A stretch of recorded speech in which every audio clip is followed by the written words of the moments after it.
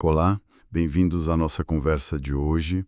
A gente está com um material aqui bem interessante que fala de 20 hábitos, coisas pequenas, sabe? Mas que prometem uma transformação grande na vida. É isso aí. E a ideia central é forte, né? Que sucesso, felicidade não é sorte, é construção com base em ações consistentes. Exato.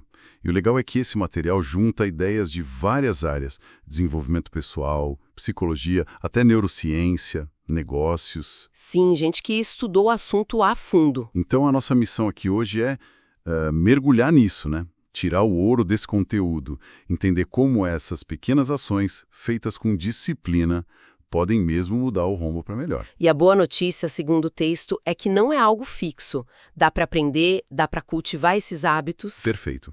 Bom, então vamos começar a desembrulhar isso. E vamos lá. Para começar, acho que o mais lógico é ir na base de tudo, né? Nossa mente, as emoções. O material já abre com um hábito forte: acordar com um propósito definido. Uhum. A ideia é simples. Antes de levantar, já direciona o pensamento para o objetivo principal do dia. Parece pequeno, mas o texto fala que o impacto imediato é clareza e já começar motivado. E o interessante é pensar no efeito disso a longo prazo. O material até usa uma expressão, saturar o subconsciente com esse propósito. Saturar o subconsciente? Como assim? Tipo assim, você ajusta seu foco interno, mesmo sem ficar pensando nisso o tempo todo. Suas escolhas, suas ações durante o dia, elas tendem a se alinhar com aquela meta maior. Ah, entendi. E isso, claro, ajuda a alcançar coisas maiores lá na frente. Exatamente. Facilita chegar onde você quer. Faz todo sentido. É como dar um norte logo cedo. E aí, na sequência, vem a gratidão diária. Ah, esse é clássico, mas muito poderoso. Sim, e bem direto, né? Parar um pouquinho, de manhã ou à noite, e pensar ou anotar as coisas pelas quais você é grato. O efeito rápido que o texto menciona. Melhora de humor, menos estresse. E o fascinante aqui, sabe, é a química que isso muda. A gratidão tira o foco do que falta, né, e joga a luz no que a gente já tem. Verdade. Isso não é só um alívio momentâneo.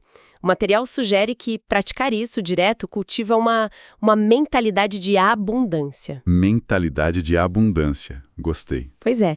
Isso não só melhora a nossa relação com a gente mesmo, mas parece que atrai mais coisa boa, fortalece os laços com os outros. É uma reprogramação sutil, né? Mas com efeito uau. Reprogramação. Boa palavra. E falando em controle interno, o terceiro hábito mexe com muita gente. Autorresponsabilidade absoluta. Esse é profundo. A ideia é assumir 100% a bronca pela própria vida. Parar de culpar os outros, as circunstâncias. O efeito imediato é sair daquela energia de vítima, né? Já dá uma sensação de poder, de controle. E essa sensação de controle é chave. Tá ligada com maturidade emocional. Quando você assume a responsa, você aprende com o erro, em vez de ficar repetindo, sabe? Sim, sim. E é isso que, no longo prazo, segundo o material, permite construir o sucesso de verdade, com base em escolha, em aprendizado. Não fica só esperando a sorte. Legal. E o corpo? Como ele entra nisso? O quarto hábito é curioso. Sorrir e ajustar a fisiologia intencionalmente. Ah, esse é muito interessante. A dica é super prática. Sorrir, mesmo sem vontade. E ajeitar a postura. Ombros para trás, cabeça erguida. O texto até cita o exemplo da posição da Mulher Maravilha. Sei. Aquela da Amy Cuddy. Isso, que dizem que em 2 minutos já mexe com os hormônios. Aumenta a confiança, diminui o estresse. A promessa é mudar o humor e a autoconfiança quase na hora. É a conexão mente-corpo total, né?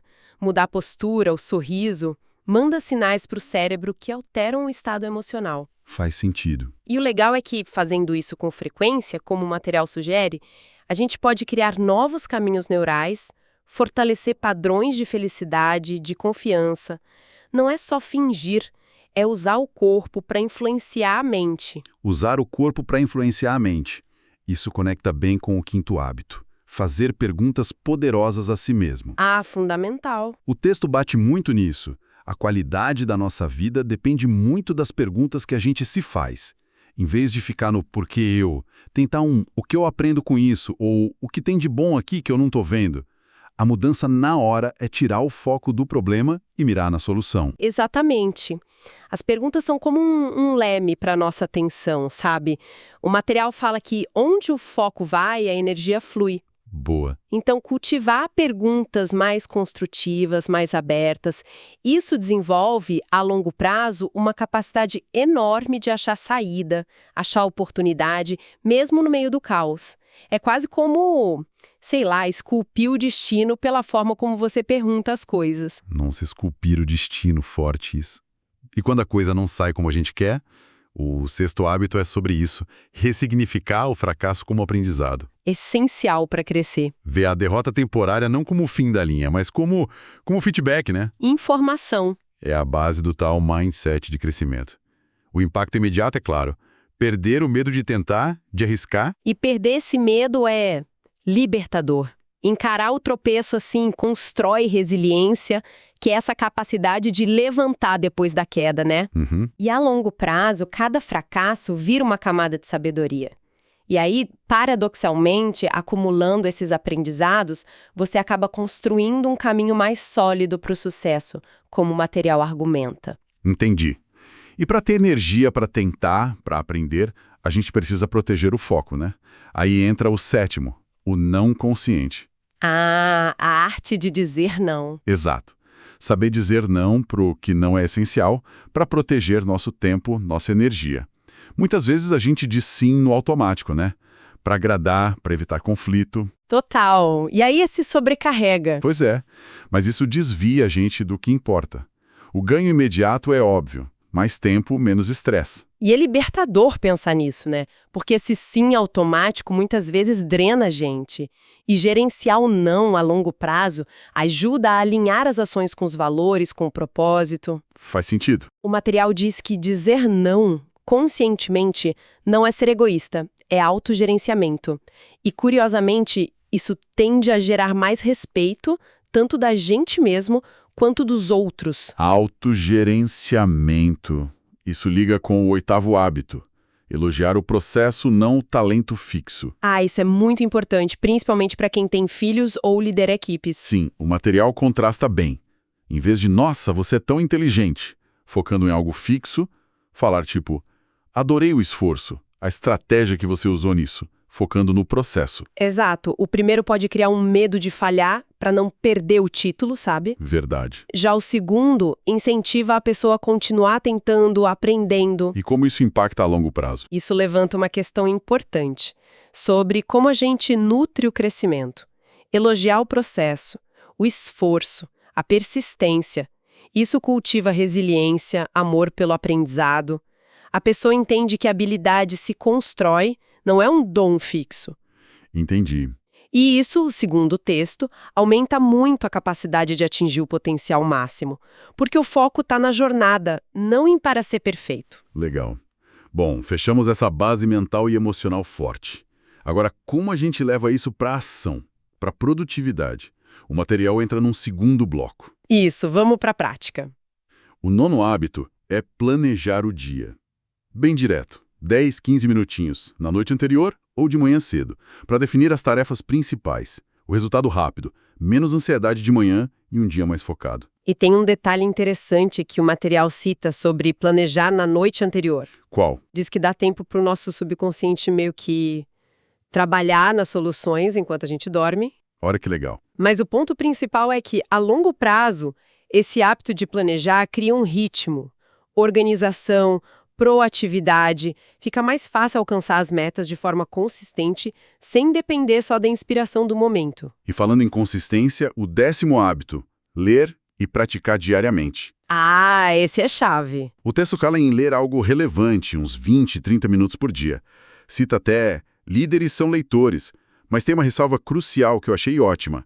Saber e não fazer ainda não é saber. Perfeito. É isso. Conhecimento parado não vai muito. O ganho imediato da leitura é claro. Ideias novas, conhecimento. Exato. Ler sempre, com o tempo, monta um arsenal de ferramentas. Mas essa ênfase na prática é que vira o jogo. Aplicar, testar, agir com base no que se aprendeu, é isso que transforma. A dupla aprender-fazer é a chave que o material mostra. Aprender, fazer. E para fazer bem, precisa de foco, né? O 11º hábito ataca um mito moderno. Fazer uma coisa de cada vez. Foco. Adeus multitarefa. Pois é. O material é direto. Multitarefa geralmente derruba a eficiência e a qualidade. Focar numa coisa só permite terminar melhor e muitas vezes mais rápido. O benefício na hora é claro.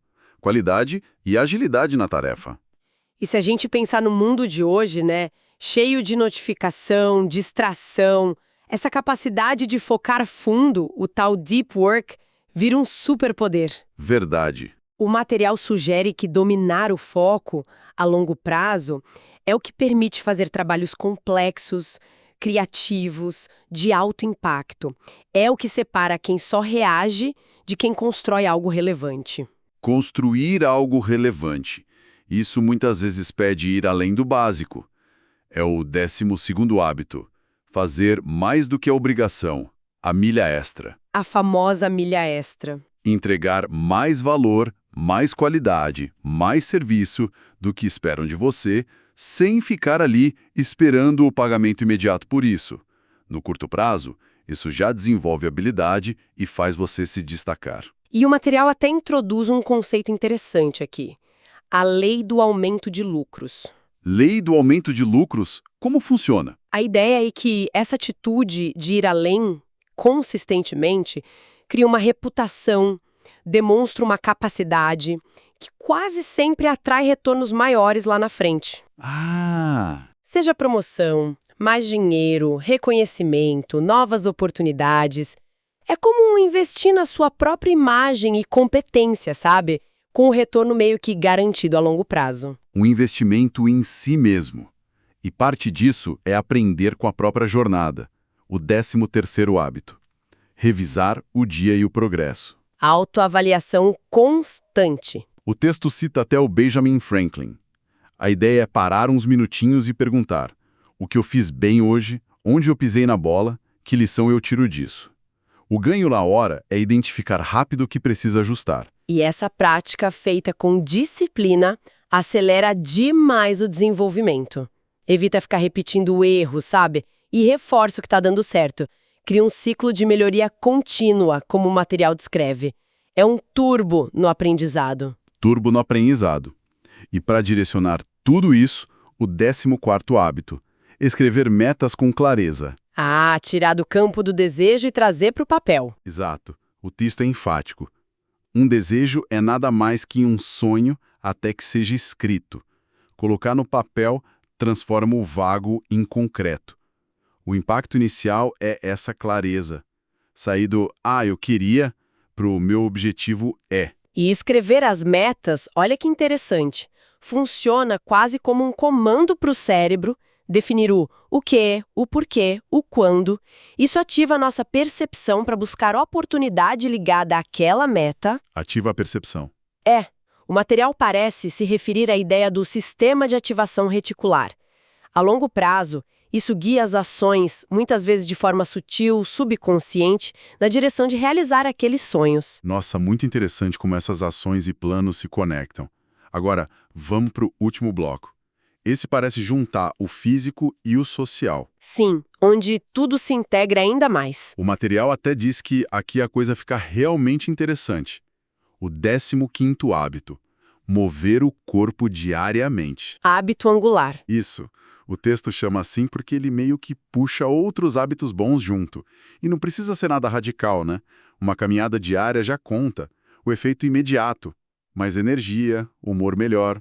Totalmente. E o impacto do exercício vai muito além do físico, né?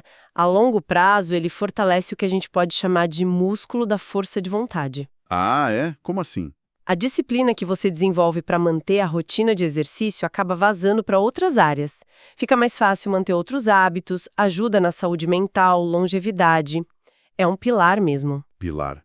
E junto com o movimento, a respiração. 16º, respiração consciente. Uma ferramenta sempre disponível. E super simples. Parar uns instantes, respirar fundo, prestando atenção. O resultado quase instantâneo é acalmar o sistema nervoso, baixar a ansiedade. A respiração é essa ponte incrível entre corpo e mente, né?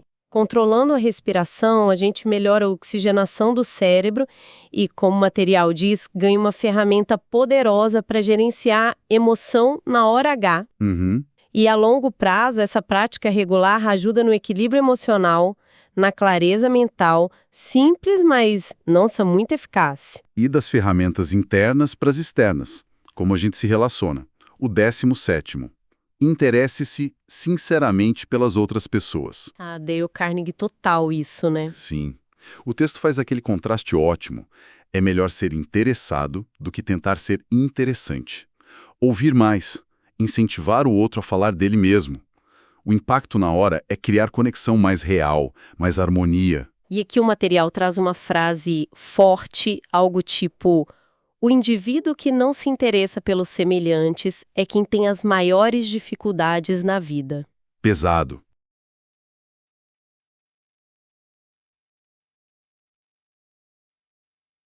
Mostra que, a longo prazo, o interesse genuíno é a base para construir amizade de verdade, lealdade e uma rede de apoio forte. Isso é fundamental para a vida e para o sucesso também. Isso exige uma disciplina emocional, né? O que leva ao 18º, que é um desafio para muita gente.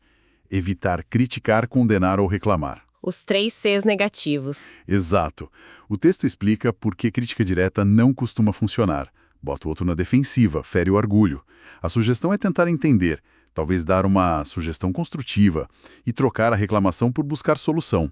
A melhora nas interações pode ser grande. E o fascinante aqui é como essa mudança de postura muda a forma como a gente é visto, sabe? Evitar esses 3 Cs a longo prazo transforma a gente numa pessoa mais positiva, construtiva, alguém que os outros querem ter por perto, colaborar. Muda a nossa vibe interpessoal. E falando em vibe e energia, o 19º, cuidar do ambiente. E não só o físico, né? Principalmente as pessoas, as informações que a gente consome. O ambiente nos molda. Sim. O ambiente influencia pensamentos, hábitos. A dica é clara: buscar associações positivas. O efeito imediato já é uma melhora no astral. E o material até menciona uma tal de lei do ritmo hipnótico. Ritmo hipnótico? O que é isso? A ideia, pelo que o texto explica, é que os pensamentos e hábitos dominantes do nosso ambiente meio que se infiltram na gente com o tempo, quase sem a gente notar. Nossa, Então, escolher conscientemente um ambiente, pessoas, informações, lugares que te elevam é um jeito estratégico de programar propriamente para o bem-estar e para o sucesso a longo prazo. programar a mente. Isso me leva ao último hábito, o 20º, praticar o silêncio e a meditação. Fechando com chave de ouro. Mesmo que seja só 10, 15 minutinhos por dia. Um tempo para desligar do barulho de fora e reconectar com a gente mesmo, acalmar a mente. Um impacto rápido é paz, clareza. Sim, e essa prática regular de silêncio ou meditação traz benefícios que só se aprofundam com o tempo. Fortalece a atenção, o foco, que a gente já viu como é importante, aumenta o equilíbrio emocional Uhum. e pode até clarear a nossa conexão com o propósito de vida. Ajuda a navegar um mundo complexo, com mais calma, mais discernimento. É como afinar um instrumento antes de tocar a música do dia. Uau, que jornada por esses 20 hábitos. Olha, se a gente pudesse resumir a grande mensagem que sai dessa análise toda, parece que é isso. A transformação real não é um evento isolado, né? É um processo contínuo, tijolinho por tijolinho. Exato, e como o texto reforça, a consistência vale mais que a perfeição. Sim. Ninguém precisa sair amanhã tentando implementar os 20 de uma vez. A sugestão é essa.